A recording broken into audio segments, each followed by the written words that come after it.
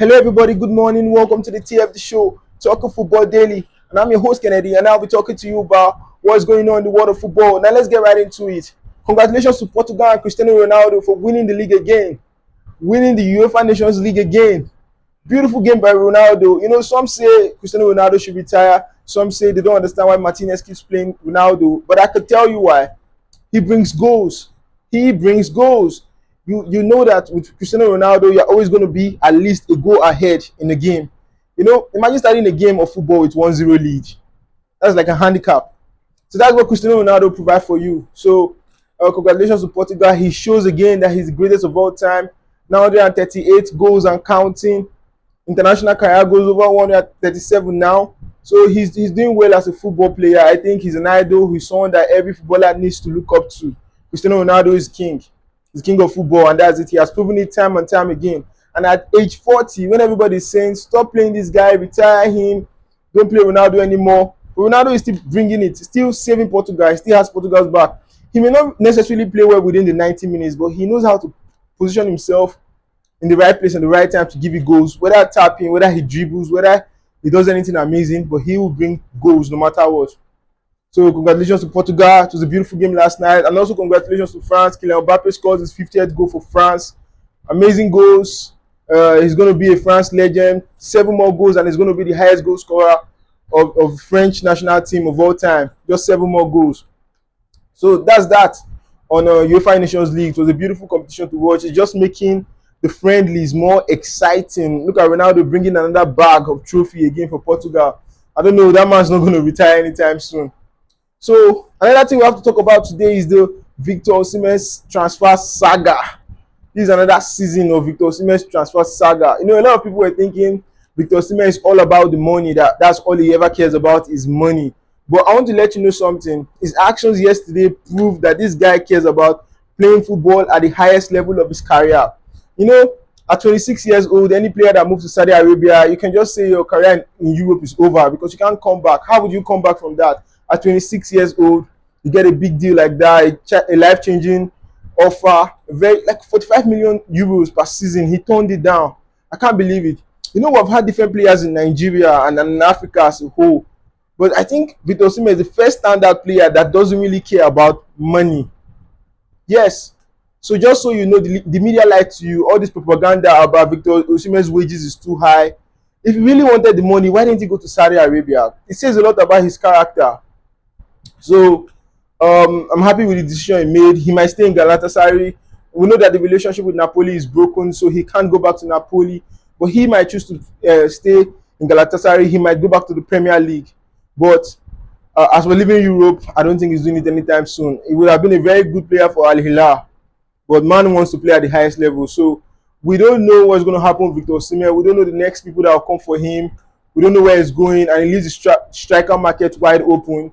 We know that Arsenal is locked in on Benjamin Sesko. Now, Manchester United, Chelsea, Liverpool, Paris Saint-Germain, all these clubs need a number 9. They need a proper number 9. So where Victor Osimhen goes, so we still have Victor Osimhen, Gyökeres, Ekitike, and these are the trending names. We don't know where Ekitike will go. Will he go to Liverpool or he will go to Chelsea? Is either one of them?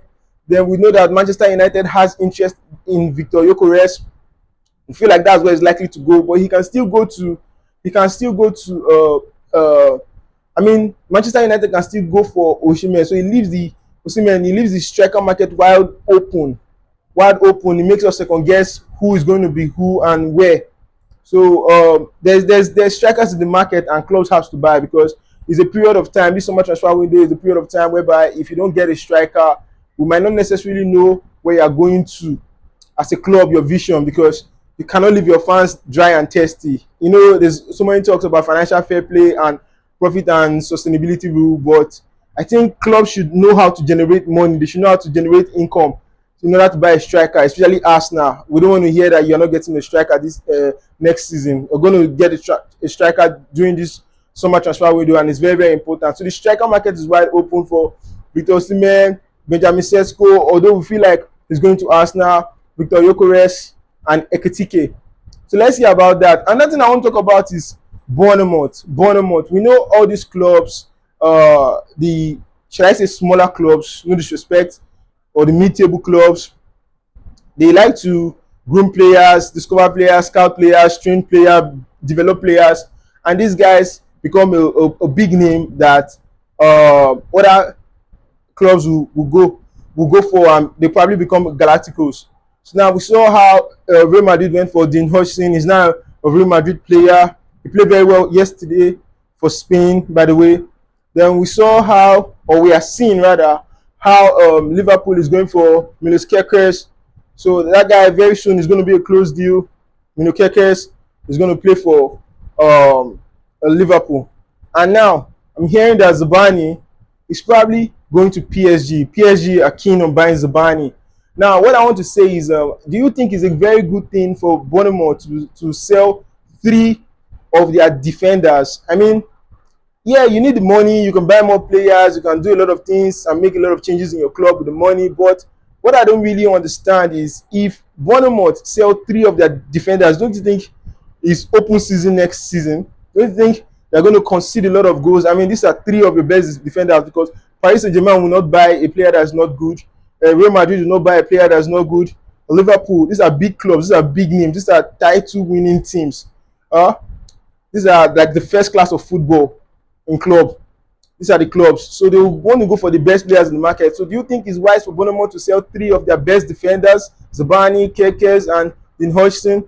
I think they shouldn't sell Zabani, but if they choose to, then they better have a game plan, because it's going to be open season next season for them. So welcome to the show again, Talking Football Daily. In case you forgot, I'm your host Kennedy, and I'll be here talking to you about everything you need to know about the world of football. Now, we still have other news. We still have other news coming up. Manchester City, what they're trying to do in this transfer market, signing Agnori, completing his medical, Ryan Cherki, and the other player, Tijani Reinders. If they get these three guys, can Manchester City go back to being who they were? Can they be the dominant juggernaut of the Premier League again? Can they compete for the title next season? You know, I was thinking maybe after Kevin De Bruyne leaves, it's probably the mantle is going to be given to probably Phil Foden. But last season, Phil Foden had a huge drop off. He didn't meet up to his own standard. You know, 2 seasons ago, he was scoring over 20-25 goals, beautiful goals from a far distance, short distance. He's probably scored a hat-trick in a game. But Phil Foden is finding it difficult to get the back of the net. So, guys, what do you think? What do you think? Because now I have this feeling that Cherki is the one that is probably going to take over from Kevin De Bruyne. And there's so much hype about the player. Although I've seen his game is good, but there's so much hype about the player. And I hope he's not overrated and he really meets up to the demand of the Premier League next season, because it's going to be tough. It's going to be a very beautiful game. Another thing is Italian national team sacked their head coach, Luciano Spalletti. Yeah, guys, what do you think about it? Losing 3-0 to Norway, it was a very, very big disaster. And if you look at the Italian lineup, you look at the Norwegian lineup on paper, you probably see that the Italians have probably better players to some extent than Norway. So losing 3-0 to Norway was a big slap on Italy, and they couldn't take it, so they had to let go of their head coach. Another thing, the final news is Jude Bellingham, that's Jude Bellingham's younger brother, going to Borussia Dortmund. Guys, what do you think of it? I was thinking he's probably going to play in the Premier League next season, bringing Sunderland from Championship to the Premier League. I was thinking he was going to stay there. There was interest from other clubs. There was interest from Frankfurt, but he chose to go to Borussia Dortmund. I don't know, can lightning strike twice? Because I have a feeling that Borussia Dortmund want to create another world-class players. You know, world-class players come from Borussia Dortmund. So watch out for Jude Bellingham next season. He's going to be an amazing footballer. He has signed a deal with Borussia Dortmund. So, guys, what do you think about Cristiano Ronaldo still going hard, winning trophies at the age of 40? And what was going to happen to the striker market and the transfer saga of Victor Osimhen? Where will he go next? So many things to talk about. Please drop your comment, like, share the video, and subscribe to my YouTube channel. Thank you for watching. Bye for now.